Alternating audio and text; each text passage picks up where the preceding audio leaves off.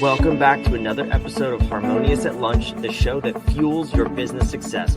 I'm Brandon Gano, your host and guide through the world of harmonious business growth. Today, we're unlocking powerful strategies with industry experts to help your business thrive. If you're a business owner, entrepreneur, or executive, you are in the right place. Join me and our incredible guests today on the journey to clarity, growth, and success. It is time to revolutionize your approach to business. Let's dive in with another episode of Harmonious at Lunch.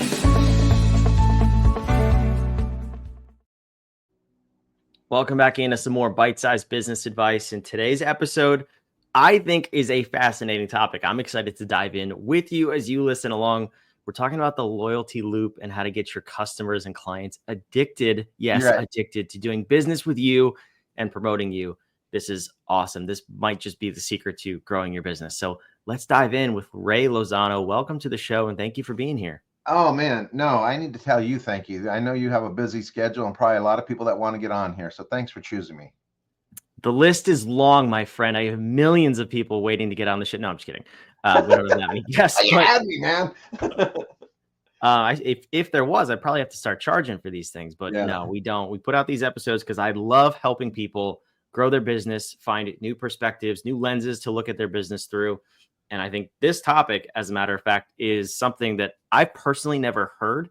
And you've got it down to a science of getting people loyal to working with a business. So I'd love to dive in. Why don't you talk to me about what the loyalty loop is? Because you've created this and you've an extensive and interesting background in it. Oh, thanks. Yeah, it's real interesting how this came about. So I came from a family that was crazy when it came to drugs and alcohol. My older brother, drug trafficker, my other brother, drinker and fighter. My sister probably did drugs this morning. Dad was drinking. And at age 9, something clicked inside my head and I thought, why do people do drugs? And it started me on this lifelong journey to figure out why people did drugs. So in high school, I studied, marijuana and alcohol, which was real unusual. And as soon as I got out of high school, I started doing working as a volunteer at residential treatment. So I had opportunities to talk to all different types of people that had all different types of addiction. And then something occurred to me and I thought, I wonder if we can reverse engineer addiction. If we can get to the place where the brain goes, I'm going to do drugs as opposed to doing something else, could we back the brain up to that point? I found it. And so it's kind of crazy. And I took my crazy idea to this hospital and I said, let's try this with kids. And they said, let's do it. We had like an 80% rate of success with kids not going back to drugs and alcohol about a year and a half after completing our program. And then they stopped tracking the kids. So then probation in California said, can you teach us this? And they started to see success on their kids becoming addicted to police officers and what the program was doing. Then parents asked me, can you teach us how to get our kids addicted to us? I don't know if you have kids or not, but there'll be a point when they're teenagers where you're going to feel like this valley is growing between you and them. And I see this all the time with parents. How do you reverse that to get the kids like addicted to you? So I taught parents how to do it. And then when the pandemic hit, those parents came to me and said, can you teach my staff how to get clients addicted to us? The businesses that have done this have seen a lot of success with clients. And it's a real simple example. Let's say you and your significant other decide to go to a Mexican restaurant, right? You Yelp all this stuff and you find a Mexican restaurant you want to go to that's, 4.8 stars.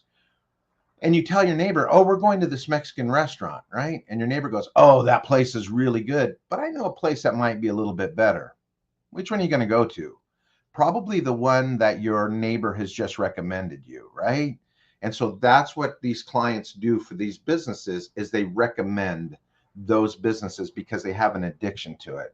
And that's what the loyalty loop is. It's getting your clients addicted to you as a business. Yeah, I think this is fascinating. I will say I do have kids. They are 6, 4, and 3. At this point, they are addicted to me. And that little gap sounds amazing. I'm just going to put that out there, the little space. I don't need you addicted right now. Maybe when they're teenagers, we'll revisit. But anyway, all jokes aside, no, this is very, very interesting. And what you're saying is obviously applicable to businesses. Right. If a trusted person advises you on working with a business, a warm referral is always the best way to get business. It's the least expensive way. It's the quickest to convert into an actual paying client. But we can't rely on that but you're saying you have a way to make it maybe more consistent and more profitable anyway. So let's Perfect. unpack this. Well, let's talk about the brain science a little bit, because I'm curious to know some of the things that you've identified in everything from kids to drug addicts all the way through loyal customers promoting a business. Right. Okay. Let me run you through this scenario. Okay. And the more you can place yourself in this scenario, the more you'll get out of it, because your brain can't tell the difference between fantasy and reality. Okay. Here's the situation that you're in. You are running about 15 minutes late.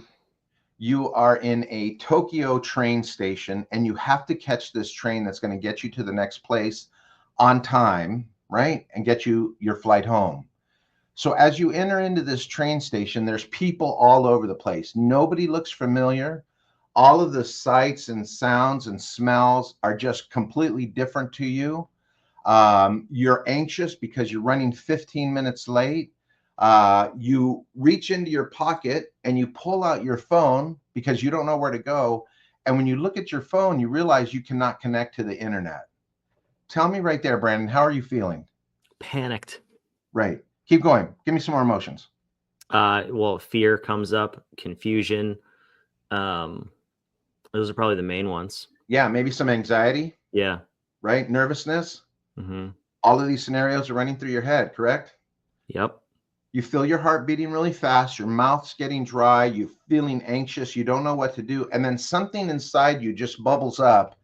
In the middle of this huge crowd, you start screaming, "Does anybody speak English? Does anybody speak English? Does anybody speak English?" And as you're screaming that in a panic, somebody turns around, walks towards you with a Japanese accent, but they tell you, "Oh, I'm fluent in English. How can I help you?" How are you feeling now? I feel much more relieved. Right. Do you feel hope? Yeah. You feel like you're going to be okay? Mm-hmm. Right. Let me ask you this. What has this person actually done for you? Absolutely nothing. Nothing. But they identified one thing, right? I speak your language. That's it. That is all that they have done, is they have identified that they speak your language. Your client, when they come into your business, they're like that person in that Tokyo subway, right? In that Japanese subway. They don't know what's going on, and their brain is thinking something different than what you're thinking. If you can go up to your client and make that connection right away that, hey, I speak your language, what's going to happen is you're going to make a connection. Now, let me ask you this. That individual that walked up to you and said, I speak English, are you going to listen to their instructions? Oh, yeah, of course. Yeah, without a doubt. If they say, hey, it's super busy in here, take my hand and I'm going to walk you to your train, are you going to hand them your hand? Yes, definitely. Exactly, right? And when they get you to the train and you're on time and you're waving goodbye because your train is leaving, are you going to tell that story? Oh, yeah. Yeah. When you get home and somebody says, hey, what was your trip to Japan like? You know you're going to talk about that guy, right? Or that person, right?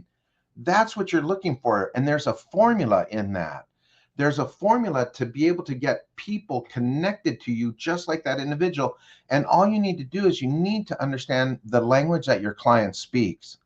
I've been reading all these studies. After 2.5 years of being in your business, you have forgotten what it's like to be your client. After 2.5 years, doctors forget what it's like to be a patient. Those doctors who act more like doctors than a connection to their patient get sued more. Malcolm Gladwell talks about this in his book, The Tipping Point. Teachers who forget what it's like to be a student just become this information dispensary and they lose the connection. Parents who forget what it's like to be a teenager see this valley grow between them and their kids.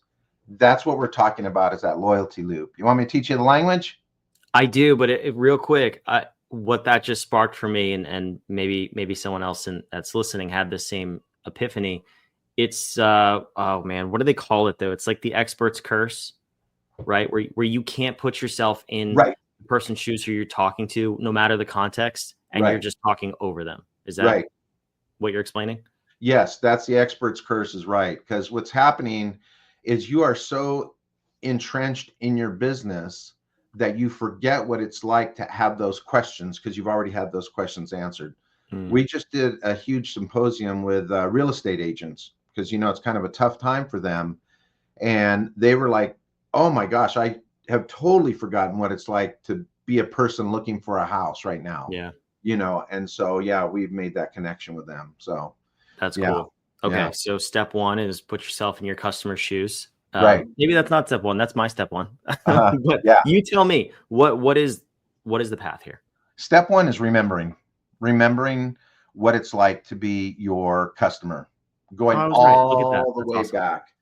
And not just like, oh, okay, I'm going to sit here for 2 minutes and remember that. I mean, write an extensive, man, it's awful trying to locate me. It's hard coming in. I don't even know what to ask when I'm sitting in front of you. I have no idea, and write all that stuff out and put yourself in those shoes. When I was working with kids that had an addiction, even though I've never had an addiction, I put myself in their shoes. What did it feel like, right? When I was working with probation, I had to do the same exact thing. And right now, my business is based off of what I'm talking about. This is crazy. I have a 92% retention rate. 92% of the people, when I finish, are already asking for the date for next year. And it happens almost every single time I do this because I use this loyalty loop with them over and over again. That's fascinating. I think everyone would like a 92% or a 50% retention rate in some cases. Heck yeah, man. Right. Yeah. Okay. So let's keep moving on though. Put yourself in your customer's shoes, ask those questions, have the beginner mindset, so to speak. Right. Then what? Next step is speaking your client's language, and you have to learn your client's language, right? And once you are able to speak their language, this is key for this. Let me run you through this scenario. Okay. You said you had a 5-year-old? 6, 4, and 3. 6, 4, and 3. Okay. Let's take the 6-year-old. Okay. I'm gonna put some scenarios out there. You tell me how they would respond in this. Okay. Your 6-year-old is sitting on a sofa watching something on their little electronic device. One of the other kids comes and they just rip it right from them. What does that 6-year-old do? Screaming. Screaming. Good. Yeah, you definitely have a 6-year-old. 6-year-old has their favorite little blanket. Somebody comes and rips that blanket away from them. What do? Also screaming. Scream. That's going to be the answer for all of them. 6-year-old wants to go outside. They can't go outside. They scream. 6-year-old wants a cookie before dinner. They can't have that cookie. What do? They scream. Time for a 6-year-old to go to bed. They can't go to bed, or they don't want to go to bed. What do? They scream. 6-year-old wets their little pants. What do? They scream, right? Everything is this big, huge emotional thing that happens to a 6-year-old. Now, normally I have a diagram for this, but this is what I want you to picture in your mind. This is how your 6-year-old's little brain thinks, okay? Small letter I, big letter E. I stands for intelligence. E stands for emotion. 6-year-olds speak more emotion than they do intelligence. Your client speaks more emotion than they do intelligence. Okay. That's the language that they speak. Now, you, Brandon, you're over the age of 6, right? How do you know? Some scenarios out to you. Let me throw some scenarios out to you, Brandon. You're sitting down watching something on your electronic device. Somebody comes and pulls it away from you. What do? Let's say, why in the world did that just happen? Something better be burning down. Yeah, great answer, right? You have your favorite blanket.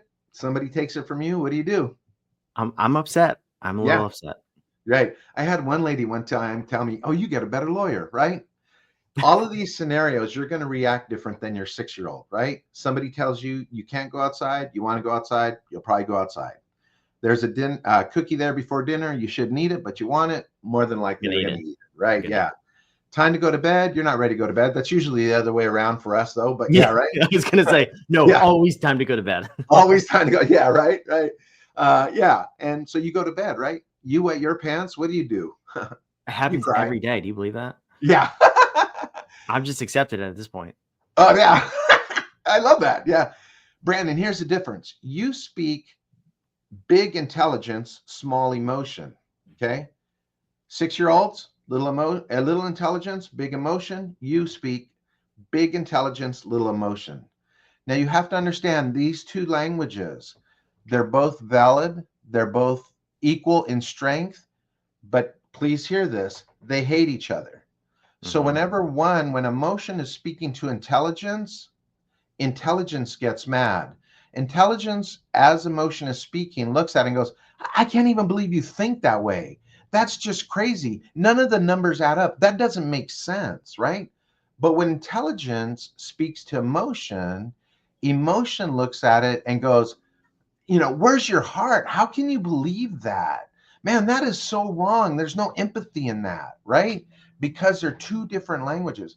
Think about any argument you've ever had with your significant other. I bet one of you is speaking emotion and one of you is speaking intelligence. You see this happen time and time again on the news. All right, here's the rub. Here's the main point. Emotion and intelligence. Your client speaks emotion, you speak intelligence. Brandon, your neighbor comes over. Tell me what would happen in this scenario. Let's say me and you were best friends, okay? We've known each other for a long time. You live a couple houses down from me. We've been friends for years. You come over to my house Saturday morning. You knock on the door. You look at me. You're crying, and you say, "Ray, my yellow lab buddy just died," right? And I look at you and I go, "Oh, Brandon, that's terrible. But let me show you what I made on my electronic device here. Check this out," right? And I start showing you all this stuff. You know what? Brandon, did you know that yellow labs come from Canada and they're a derivative of black labs? Did you know that their paws are webbed so they can swim better? Did you know that they're great emotional connection animals? Do you know that most yellow labs get hip cancer, but yours never did? Did you know that, most yellow labs get this twisted stomach thing, but yours didn't? Isn't that cool? Let me ask you this. As I'm giving you this important information, Brandon, are you feeling closer to me or further away from me? Ironically, Ray, I have a lab. I did know all of that information, but I hate you more because I didn't need to know it right then. Right. Exactly. That's what we do to our clients without realizing that we're doing that to our clients. Our client is coming to us in an emotional state, and we are thinking that if I dump all this great information, they're going to get it, because you're talking to me in an emotional language and I'm talking to you in what? An intellectual language, right? All right, Brandon, here comes the test, right? Let's see if you remember this. Get ready. Let's see. You knock on the door. You're crying. I open the door. You look at me and you say, my yellow lab buddy just died. Brandon, what do you need from me right there? Just a hug, Ray. I just got it. Nailed it, sir. You got it, right?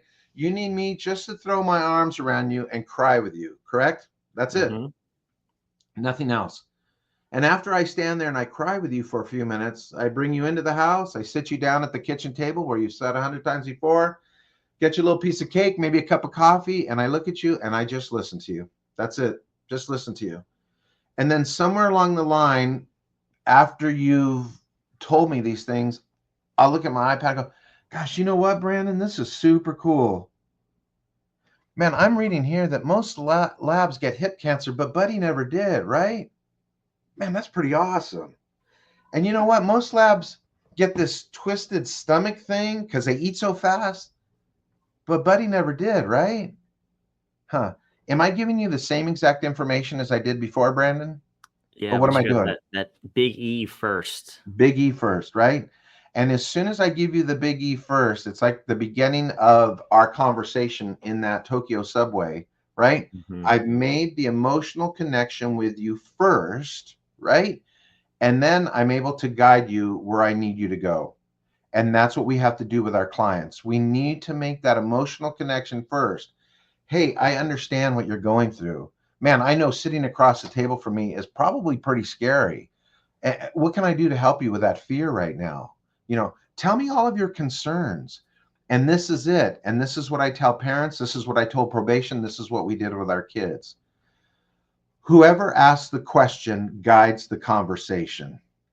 I can take you, Brandon, anywhere in this conversation. And you know this as somebody who does podcasts all the time.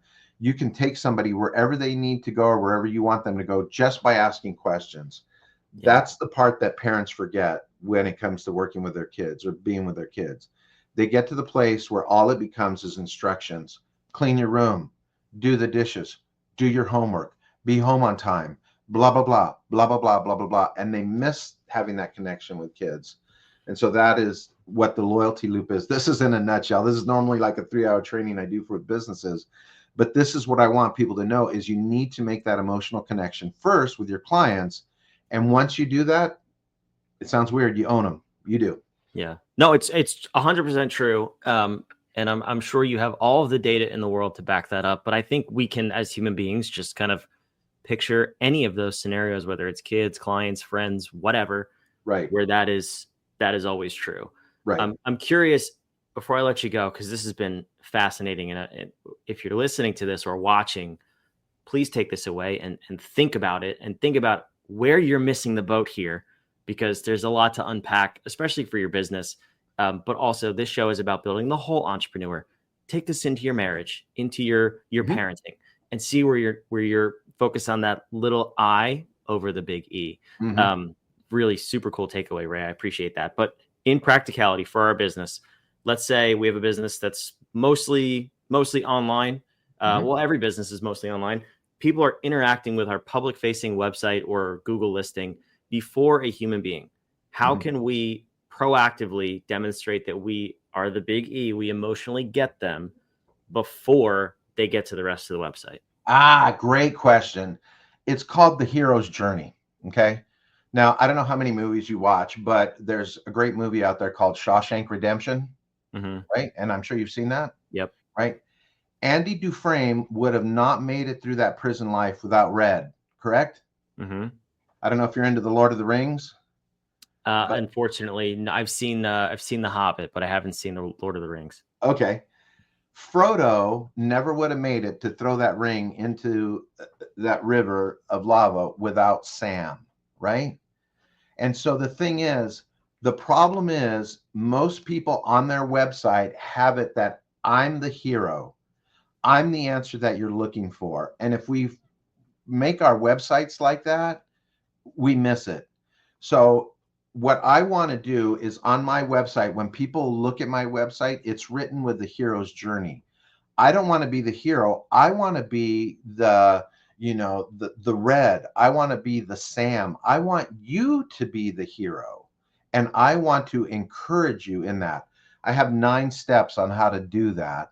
But if we're looking to be the hero, man, I'm the person that did this, then we miss it. And our client wants to be the hero. And that's what we need to do and set up on our websites.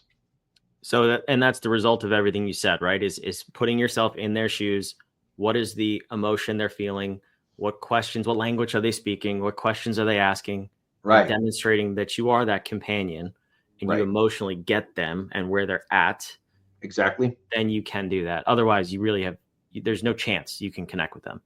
You could connect with them, but they won't be your lasting client. They'll come and do what they need to do, use your business or whatever, and then they move on. But you want clients that are going to do what they need to do, pay whatever fee it's going to be. And then at the end, they're going to walk away going, man, that was super helpful. Let me recommend you to other people. Which, and I know we didn't get into this, but I'm going to go out on a limb and say this conversation, this thought process needs to happen at every step of the customer journey, because you could get them in, but then think about that traditional handoff from sales to customer service. Right. If there's a disconnect there, you're restarting that conversation. Yes. And people will not talk about you. So this is an ongoing conversation, is it not, Ray? It's an ongoing conversation, and you need to make that connection with how to pass it off. With my staff, we all work off of this. So I work off of this. My lead trainer works off of this. My director of operations works off of this. My executive secretary.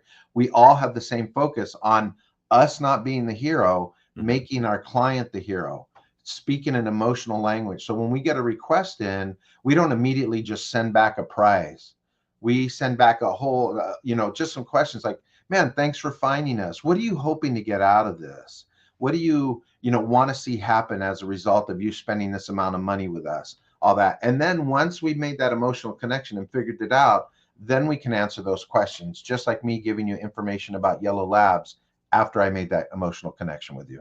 Yeah, beautiful. Right. I love this. This is an episode that people should definitely listen to more than once. There's a lot of gold to unpack here. So I appreciate you coming. Where can the listeners go to learn more about you, about this system, the loyalty loop, and everything you have to offer? Right now, if they just go to Ray, R-A-Y, Lozano, Lozano.com, and they go to the contact page, we're in the process of finalizing our new loyalty loop website where we're talking about a hero's journey. We're going to lay all of this out. And we give out a lot of stuff for free on there. Like sometimes we have our PowerPoint on there that they can have. So yeah, we're here to make you, the hero. I love it. Ray, thanks for stopping by. No problem, man. I love this. So thanks so much, Brandon. I appreciate what you're doing. Thank you. Wherever you're watching, listening, raylozano.com is down in the show notes below. Go check that out. Learn more, implement this stuff in your business. 92% retention. What could you do with that in your business? I'm quite sure that would be an improvement, and that would go a very long way. Hope you enjoyed this. We'll see you on tomorrow's episode of Harmonious at Lunch. Thanks for listening to another episode of the Harmonious at Lunch podcast.